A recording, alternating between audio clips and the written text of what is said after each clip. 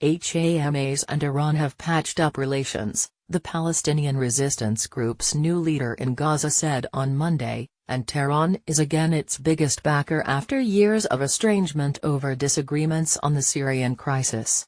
Relations with Iran are excellent and Iran is the largest supporter of the Izz ad-Din al-Qassam brigades with money and arms, Yahya Sinwar, referring to Hamas's armed wing, told reporters. Reuters reported that Hamas angered Iran by refusing to support Iran's ally Syrian President Bashar Assad in a 6-year-old war against foreign-backed militants. The relationship today is developing and returning to what it was in the old days, Sinwar, who was elected in February, said in his first briefing session with reporters.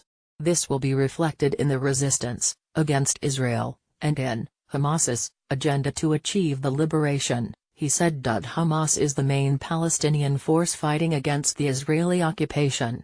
It has fought 3 wars with Israel since seizing the Gaza Strip from forces loyal to Western-backed Palestinian President Mahmoud Abbas in 2007. Sinwar, a former Hamas security chief who had spent 20 years in Israeli jails, said the group is always preparing for a possible war with Israel. But he said such a conflict was not in Hamas's strategic interests at present. We are not interested in a war, we do not want war and we want to push it backward as much as we could so that our people will relax and take a breath and in the same time we are building our power, he said. We do not fear war and we are fully ready for it.